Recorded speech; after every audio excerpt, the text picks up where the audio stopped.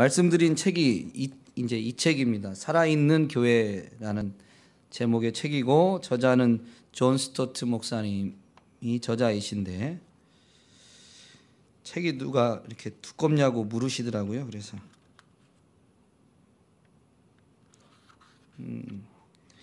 200페이지 됩니다. 200페이지면 얇은 거죠? 이 분위기가 이상하네요. 책을 처음 보시는 분들처럼 200페이지면 얇은 겁니다. 얇은 겁니다. 그래서 이거를 저 8주 동안 읽을 건데 충분히 2번 읽고 남습니다. 그러니까 기억하시고 오늘 우리 강충성 목사님한테 신청해 주시면 되겠습니다. 저희 교회가 성경적인 교회, 하나님이 원하시는 교회로 이제 세워가기 위해서 함께 이런 시간을 갖게 됐는데요.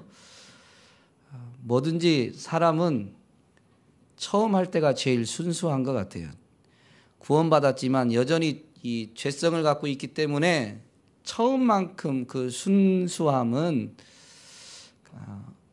뭐라고 해야 될까요? 간직되지 않는다고 해야 될까요? 도리어 조금 이렇게 그 순수함은 시간이 지날수록 좀 떨어지고 처음 생각이 들었을 때, 처음 결단했을 때, 처음 시작할 때가 가장 순수한 것 같습니다. 오늘 이렇게 부부간에 앉으신 분들 계신데 한번 잘 생각을 해보세요.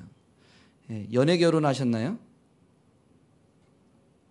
아무도 네. 부부간에 앉으신 분들 좀 계신데 그럼 연애 결혼은 아니고 그럼 중매 결혼하셨나요? 저 연애도 아니고 중매도 아닌 방법으로 결혼하는 방법이 또 있어요? 어쨌든 연애를 하셨든 중매를 하셨든 그 처음 만남 그리고 그래서 결혼을 결심했을 때 그 처음 생각과 지금 생각을 해보면 상대방에 대한 그 어떤 헌신도가 어때요, 여러분? 갈수록 깊어졌죠? 아멘. 할렐루야. 네. 이게 성경적인 겁니다. 원래는 이게 갈수록 깊어져야 됩니다. 근데 죄성을 갖고 있는 우리는 왜 그러시죠? 굉장히 성경적인 건데. 어쨌든 죄성을 갖고 있는 우리는 그 사랑하는 마음, 그 마음을 처음 품었을 때보단 조금 이렇게 안일해지고 해이해지기 쉬운 게 참 우리 모습이죠. 그래서 교회도 처음 시작할 때 모습이 어떠했는지를 살펴보는 게 가장 좋은 것 같습니다.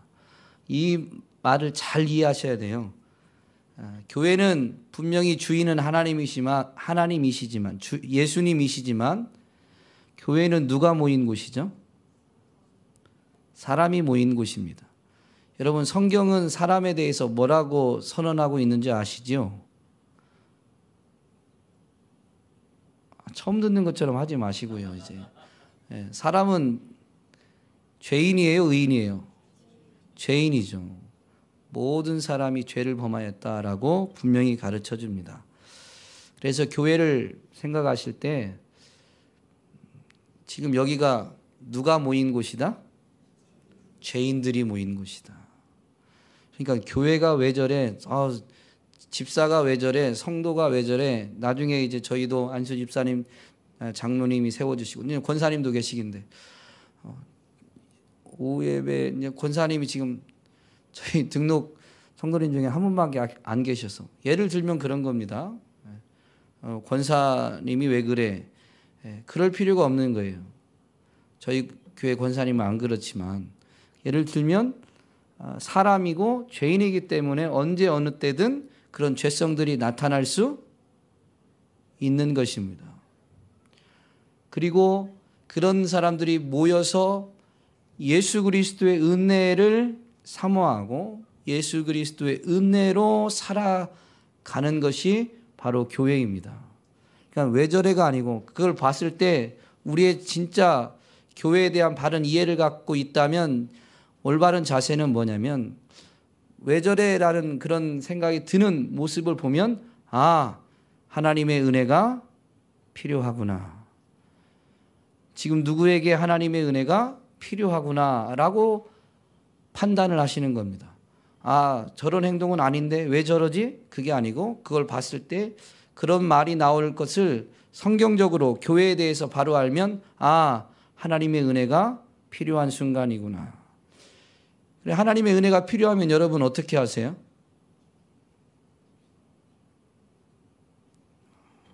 은혜 필요 없으세요? 하나님의 은혜가 필요하면 여러분 어떻게 하세요? 기도하잖아요. 그래서 목사는 새벽 예배 안 보이던 분이 갑자기 보이면 불안한답니다. 갑자기 하나님 은혜가 필요하다는 건데 도대체 어떤 은혜가 필요한지. 이제 이렇게 목사님들이 말씀들을 많이 하셨어요. 아니, 한 번도 안 보이다가 갑자기 나타났다. 그리고 그날따라 유난히 길게 기도한다. 긴장하라고 하더라고요. 어쨌든 은혜가 필요하면 기도합니다. 은혜가 필요하면 기도하게 돼 있죠. 그러니까 교회 안에서 누가 왜 저래 라는 걸 봤을 때 하나님의 은혜가 필요하구나 라는 것을 제가 본 거예요. 다른 말로 하면 하나님의 주권을 인정하면 하나님이 저로 하여금 그 사람에게 하나님의 은혜가 필요하다는 것을 보게 한 거예요. 그러면 하나님이 저에게 요구하시는 건 뭘까요? 누구를 위해서? 그 사람을 위해서. 이게 교회다운 교회입니다.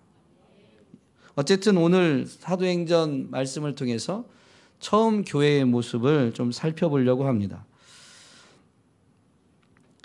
예루살렘 교회, 오늘 본문이 이제 처음 교회의 모습을 보여주고 있는데요. 이 교회의 시작은 어떻게 됐냐면 사도행전 2장 앞부분을 보면 오순절 마가 다락방의 성령의 강림 사건을 통해서 유월절을 지내러 왔던 무수히 많은 사람들이 의아해하며 모여들었습니다. 그리고 모여든 군중들을 향해서 베드로가 그것을 설명하면서 복음을 전합니다. 그 전에 그들이 잡아 죽였던 바로 그 예수 그리스도를 하나님이 살리시고 주와 그리스도가 되게 하셨다라는 복음을 전합니다. 그리고 그 복음 앞에 찔림을 받은 사람들이 어떻게 해요? 회개하고 성도가 된 겁니다. 그래서 그날에 회개하고 세례받은 사람들이 몇 명이라고요? 몇 명이죠?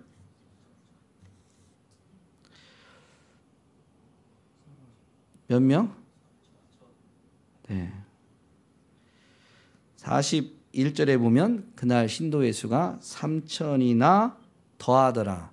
그러니까 마가다락방에 모였던 그 소수의 지금 베드로의 설교를 통해서 3,000명이 더해진 거예요. 이게 이제 진짜 교회가 태동된 거죠.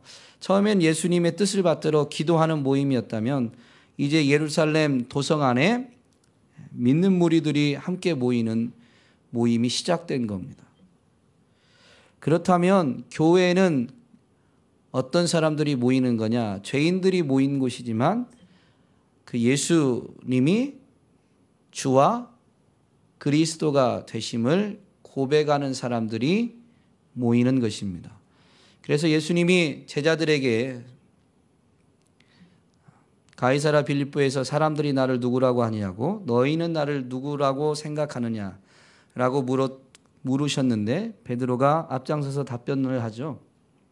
주는 그리스도시요 살아계신 하나님의 아들입니다. 그때 예수님이 바요나 시모나 너 복이 있구나. 이것을 너에게 알게 한 것은 혈육이 아니고 하늘에 계신 내 아버지시다라고 칭찬과 복을 빌어주시면서 예수님이 내가 이 반석 위에 내 교회를 세우리니라고 주님이 분명히 말씀하셨습니다. 예수님이 주와 그리스도가 되심을 고백하는 그 신앙 고백 위에 교회가 세워지는 거예요. 그것도 누구의 교회? 주님의 교회.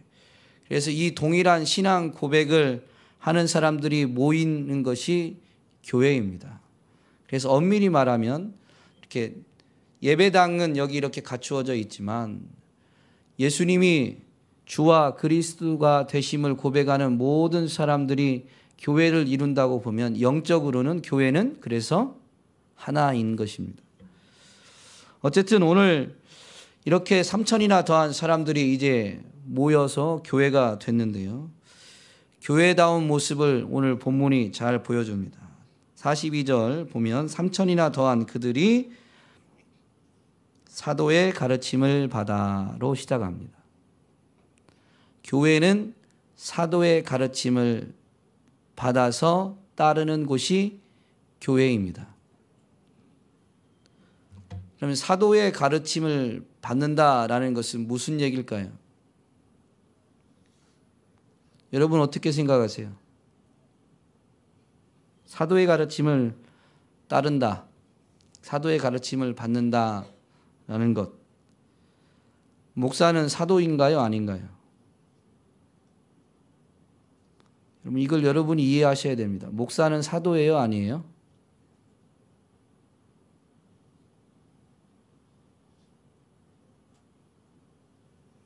(50%인데) 좀 찍어보세요. 사도일까요? 아닐까요? 사도가 아닙니다. 목사는 사도가 아닙니다. 여러분 잘 이해하셔야 됩니다.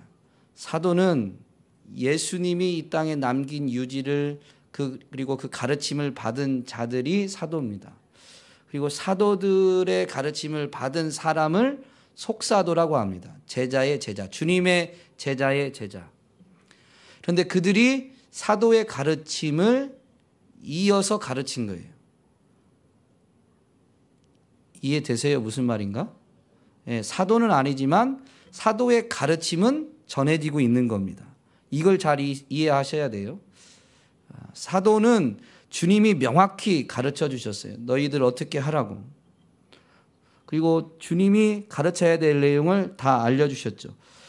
우리가 잘 아는 주님의 위임 명령, 또 주님의 지상 명령에 보면 명확히 나옵니다. 마태복음 28장 20절에 내가 너희에게 분부한 모든 것을 가르쳐 지키게 하라. 예수님이 분부한 그 모든 것, 그것을 예수님께 받아서 가르치는 자들이 사도였고, 그래서 사도들의 가르침은 사실은 예수님의 가르침인 거죠. 오늘날 그러면 그 사도의 가르침을 이어서 오는 속사도 또 교부 어떻게 지칭이 됐던 오늘날은 이 현대 교회에서는 목사들이 이 일을 감당하고 있습니다. 여러분 말씀을 여러분 가까이 하셔가지고요. 여러분이 잘 분별하셔야 됩니다. 목사가 사도의 가르침을 전해야 되는데 목사가 전하는 건 100% 다 사도의 가르침일까요? 아닐까요? 아까 교회는 어떤 곳이라고요? 죄인들이 모인 곳. 목사도 똑같습니다. 목사도 실수할 수 있고 목사도 사심이 들어갈 수 있습니다. 그래서 무분별하게 맹목적으로 신앙생활하는 게 지혜로운 게 아닙니다. 저는 순종하지 말라는 의미가 아니에요. 원리를 하나 가르쳐 드릴게요. 목사의 사심이 좀 들어갔는데 그게 마음에 부담이 돼요. 분명히 기도하면서 말씀을 가까이 하다 보니까 우리 목사님이 뭔가 좀 개인적 욕심이 드는 거 아닌가라는 생각이 들어요. 그럴 때 여러분 어떻게 해야 될까요? 모르면 기도하면 됩니다. 첫 번째 잘 모르면 주님께 물으면 되고, 그 다음에는 순종하시는 거예요. 왜냐하면 잘 보세요. 교회는 지금 사도의 가르침을 받아요. 목사의 직무는 그 사도의 가르침을 잘 이행하는 거예요. 자기가 사도는 아니지만 내려져온 그 사도의 가르침을 잘 이행해야 될 직무, 책임이 목회자에게 있습니다. 그런데 지금 그것을 잘했다 못했다, 사심이 들어갔다는 얘기는 잘 못한 겁니다. 잘 들으세요. 그러면 직무를 잘 못한 책임은 누가 져야 되는 거예요? 목사가 져야 되는 거예요. 그러니까 그 책임이라는 건 하나님 앞에 징계를 받으면 목사가 받는다는 겁니다. 두 번째, 교회는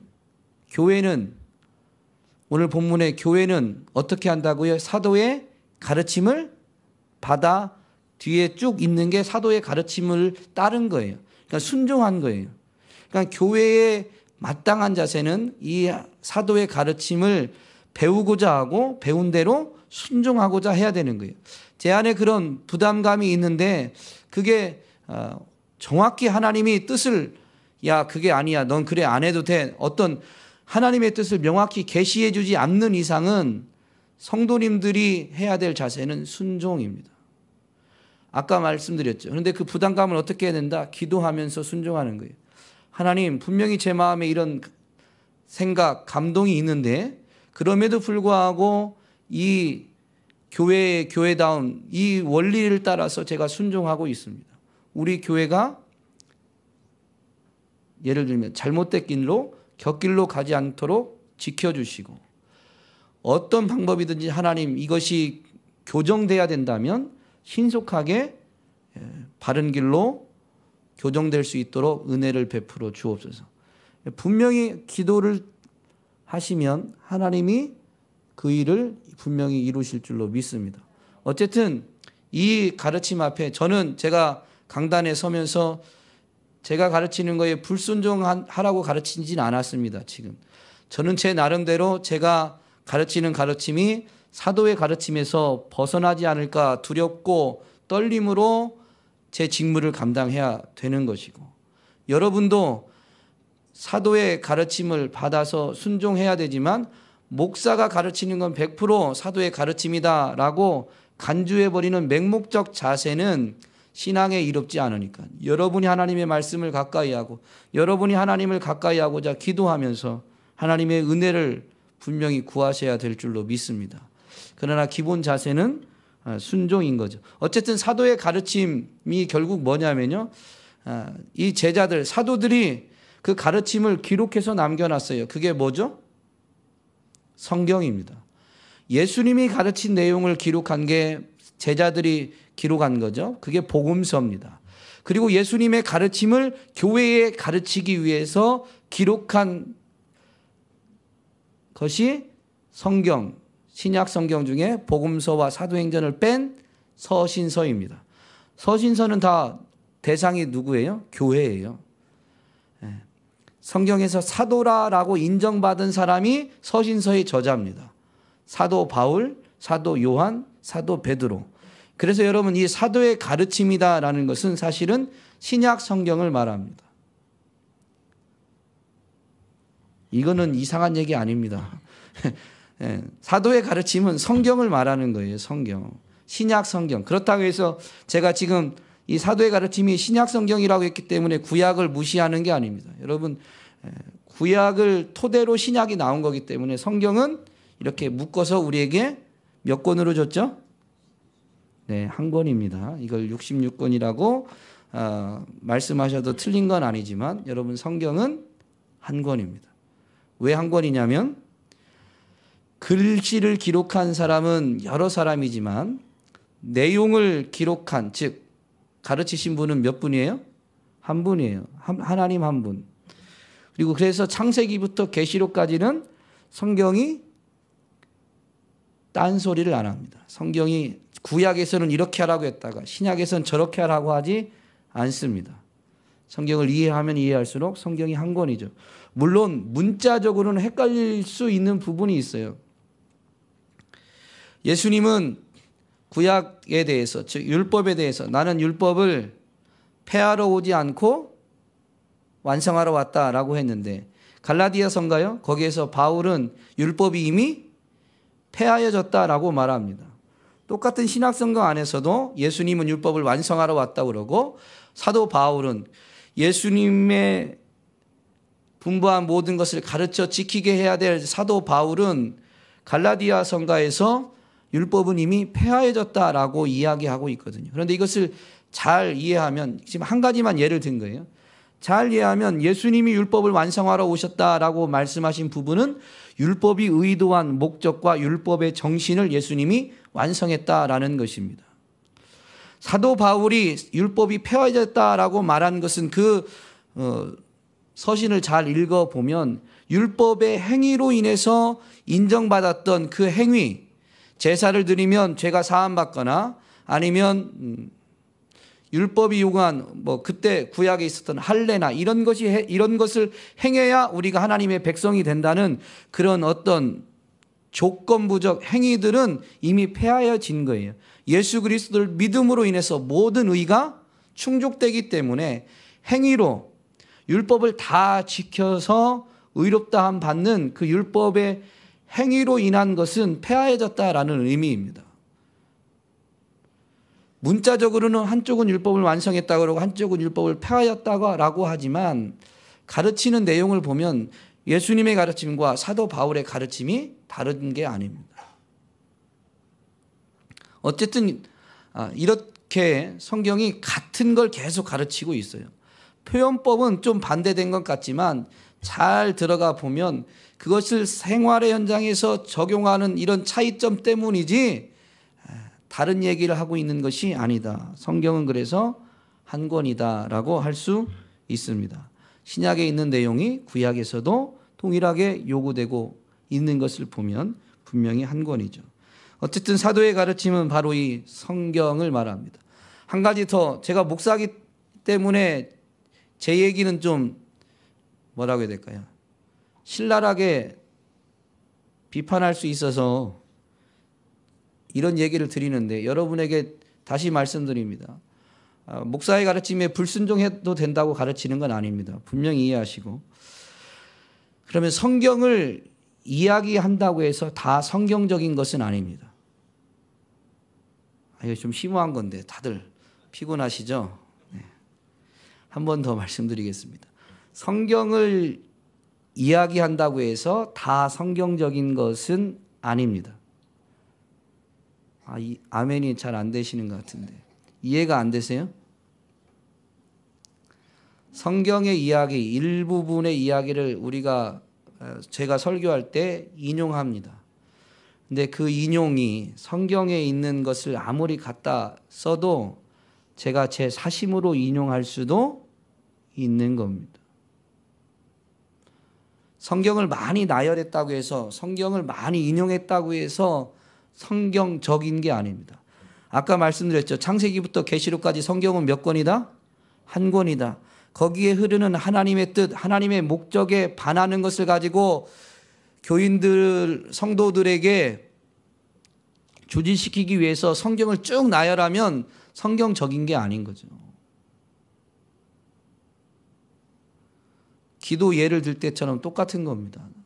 누군가가 다리 부러지게 해달라고 기도하는데 오래 강청해서 기도하라고 주님이 분명히 가르쳐 주셨거든요. 낙심하지 말고 끈질기게 기도해야 된다고 가르쳐 주셨어요.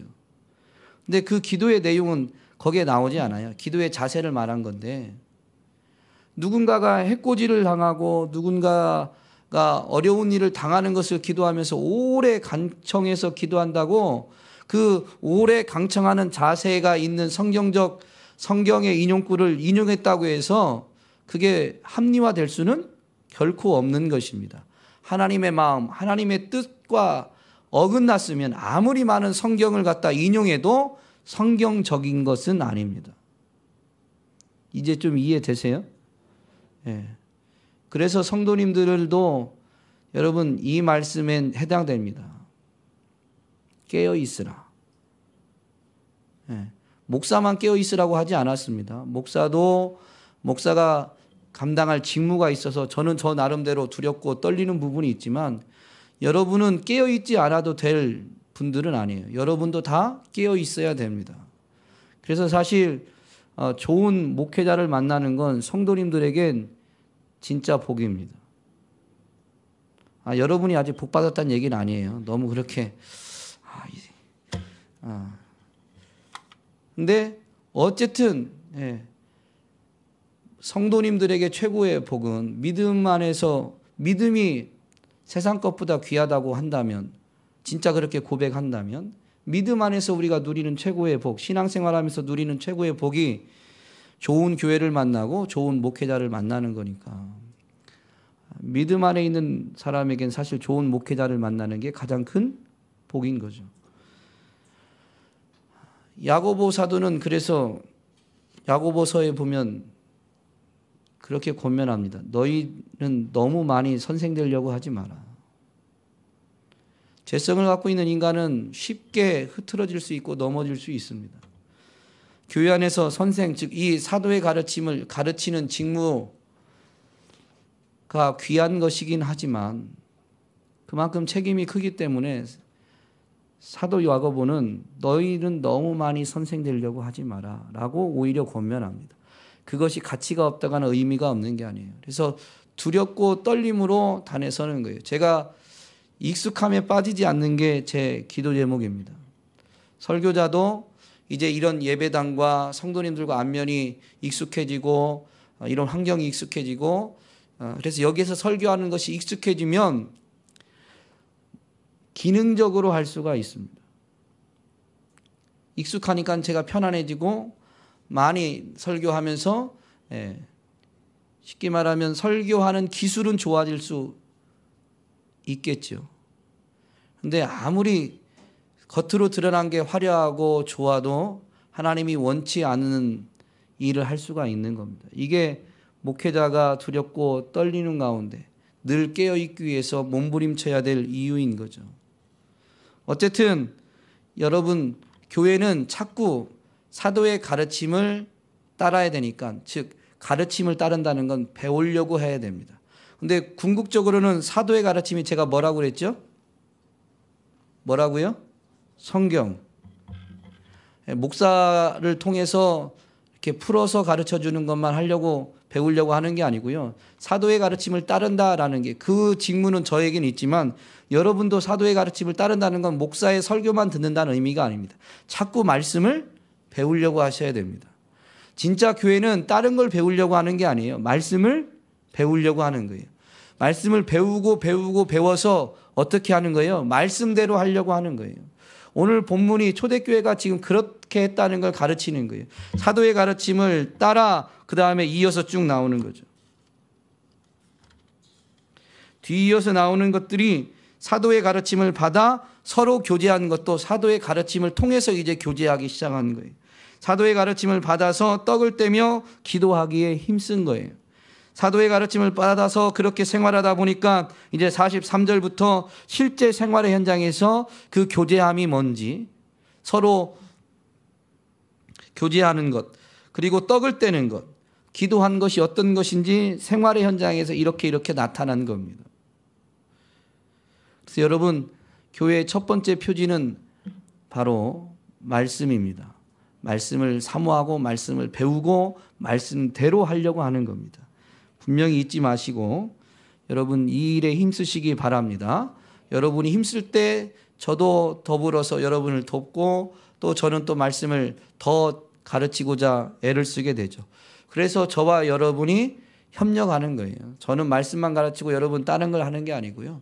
여러분이 말씀을 사모하고 개인적으로 말씀을 가까이 할 때 제가 가만히 있을 수 있을까요? 없을까요? 네.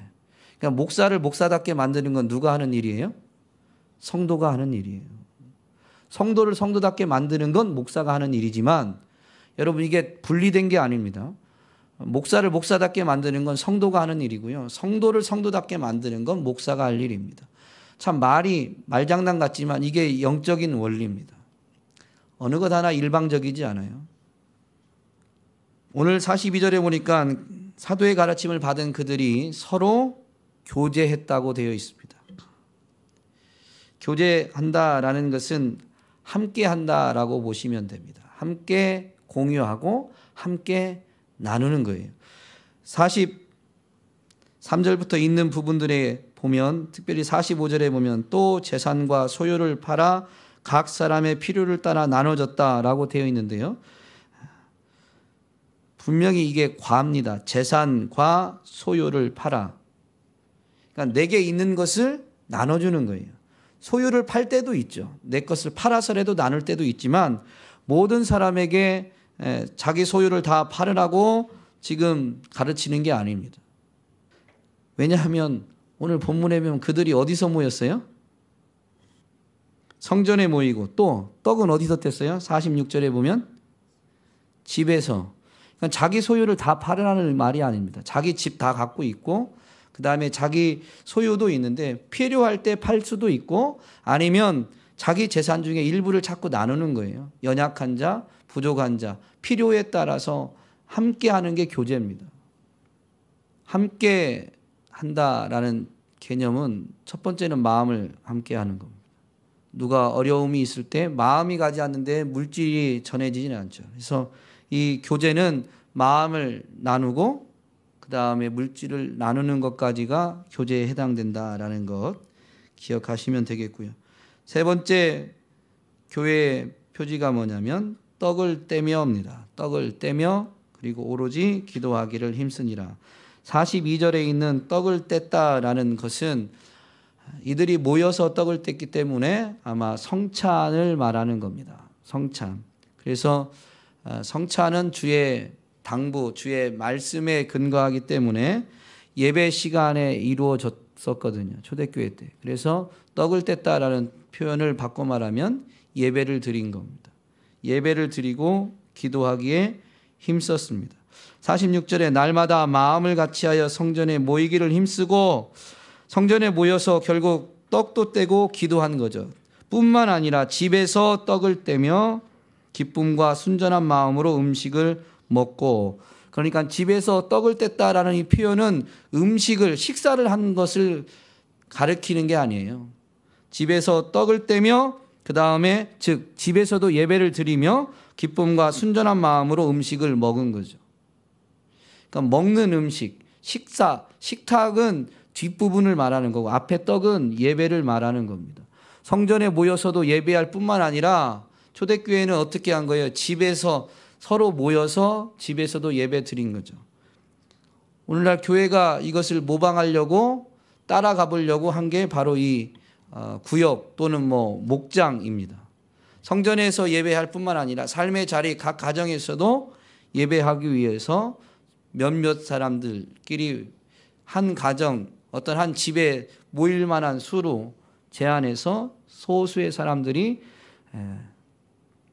공식적인 예배 시간 외에도 모여 예배 드릴 수 있도록 교회가 이 예배당 안에서 모이는 시간 외에도 각 가정에서 모여서 예배 드릴 수 있도록 했다라는 겁니다.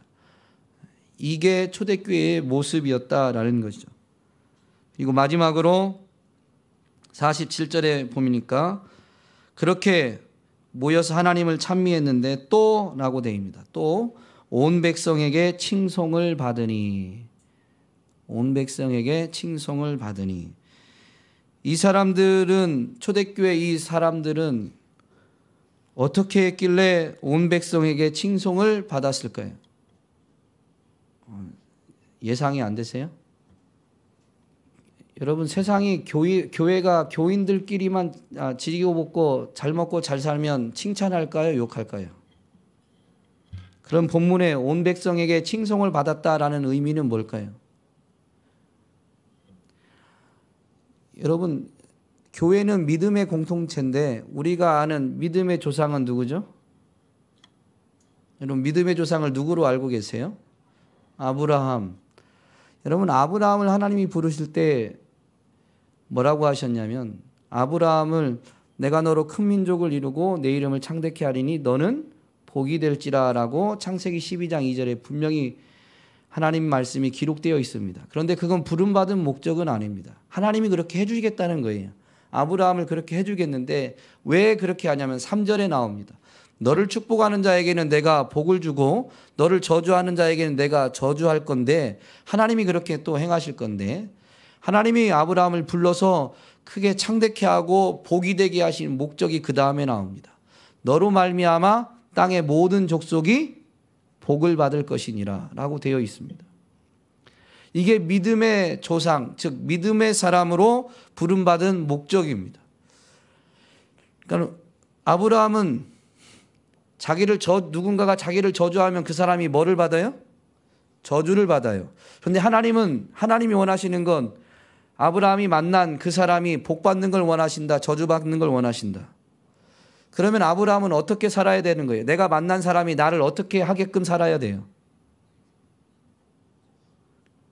어려운 얘기예요? 아브라함에게 하나님이 말씀하셨잖아요. 내가 너를 축복하는 자에게는 뭐를 주고? 복을 주고, 너를 저주하는 자에게는 뭐를 준다? 저주를 주겠다. 그런데 내가 원하는 것은, 이렇게 말씀하십니다. 하나님이 내가 원하는 것은 너 때문에 땅의 모든 족속이 복을 받는 거다라고 되어 있습니다. 예외가 없어요. 땅의 모든 족속이 복을 받는 걸 하나님이 원하신다고 그랬어요. 아브라함을 창대하게 하고 아브라함을 복되게 하는 것, 그리고 만나는 사람에게 이런 법칙을 적용시킬 만큼 하나님이 아브라함을 보호하시는 건데, 하나님이 궁극적으로 원하는 건 땅의 모든 족속이 너 때문에, 아브라함 때문에 복 받는 거예요. 그럼 아브라함은 사실 만나는 사람마다 사람들이 자기를 어떻게 하게끔 살아야 되는 거예요. 축복하게끔 살아야 되는 거죠. 그래야 그가 복을 받으니까. 이게 사실 믿음의 사람의 개인적인 삶을 보여주는 겁니다. 근데 그 믿음의 사람들이 모인 공동체가 지금 어떻게 한다고요? 온 백성에게 칭송을 받고 있다고요. 온 백성이 교회를 칭찬하고 있어요. 교회를 축복하고 있어요. 그러면 이 지금 초대교회가 어떻게 살았다는 거예요? 자기들끼리 모여서는 함께 모여서 교제하고 떡을 떼고 기도하기에 힘썼지만, 생활의 현장에 가면 그 믿음의 공동체 안에 들지 않았던 사람들이 그 교회 일원들 보면 어떻게 하게끔 사는 거예요? 칭찬하게끔, 축복하게끔 사는 거예요. 자기 이득이 아니라 자기 손해를 감수하면서 섬기는 자로, 그리고 그 사람에게 먼저 복을 전해주는 자로 사는 거예요. 그러니까 그 사람들이 그런 것을 보고 칭찬하지 않을 수 없고 축복하지 않을 수 없게 된 거죠. 그래서 온 백성이 칭송한 겁니다. 놀라운 것은 이 표현이 굉장히 중요한데, 실제인지 아닌지는 알 수는 없지만 온 백성에게, 예외가 없이 온 백성에게 칭송을 받았다라는 것입니다. 여러분, 이게 교회가 교회다운 거예요. 즉 교회의 사명이에요. 우리 교회가 여기 세워졌으면 이 일대 사람들이 우리 교회를 사실은 어떻게 해야 된다? 칭찬해야 된다. 그래서 예를 들면 저희 교회가 이제 예배당이 이만한데 꽉 차서 교회가 더 넓은 터전 예배당이 필요해서 교회 이전을 놓고 준비를 하다 보니까 좀 많은 큰 공간이 필요하게 됐다. 예를 든 겁니다. 예를. 그래서 어디 건축을 해서 나가야 되겠다고 생각을 해서 찾아보니까 세종시 내에는 땅값이 너무 비싸고 조금 외곽 지역으로 이렇게 갈 수밖에 없는 상황이 됐어요. 그래서 우리 교회가 저는 이 지역 아직 지명을 모르지만 이 새롬동에서는 조금 떨어진 쪽에 외곽 지역으로 땅을 사서 건축해서 옮기려고 계획을 세우고 막 할 때 주변 사람들이 알면 사실 그런 반응이 나와야 진짜 성경적인 거죠. 세종온유교회 하면은 딴 데 가면 안 됩니다. 칭송을 받았잖아요. 우리를 축복하고 있잖아요. 그만큼 교회를 원한다는 거예요, 세상이. 그런데 우리가 교회가 지금 여기를 떠난다고 하면 막 사람들이 사실은 말려야 되는 거죠. 세종온유교회는 딴 데 가면 안 돼요. 우리 주변에 있어야 돼요. 라고 사실은 주를 알지 못하는 사람들이 그런 반응을 보여야 되지 않을까 혼자 생각해 봤습니다. 왜냐하면 온 백성에게, 한 사람도 예외 없이 온 백성에게 칭송을 받았다고 하니까, 이게 이제 교회의 사명, 즉 있는 자리에서 복음의 영향력을 나타내는 선교적 삶을 감당하는, 선교의 사명을 감당하는 교회인 것입니다. 오늘 초대교회 처음 시작한 예루살렘 교회는 바로 이런 모습이었는데, 저와 여러분이, 저도 목회자로서, 목사로서 이 말씀을 온전히 가르치는 일에 최선을 다하겠지만, 여러분도 말씀을, 이 사도의 가르침을 사모하시고 그래서 배우기에 힘쓰시기를 주님의 이름으로 부탁드립니다. 그러면 말씀 때문에 우리 교회가 든든히 세워져 가는데, 여러분의 삶이 말씀으로 인해서 빚어지고 조성되어져서 오늘 본문에 나온 모습들, 서로 교제하고 떡을 떼고 기도하기에 힘쓰는, 그리고 있는 자리에서 선교적 사명을 감당해서 사람들에게 칭송받는 은혜를 맛보게 될 줄로 믿습니다.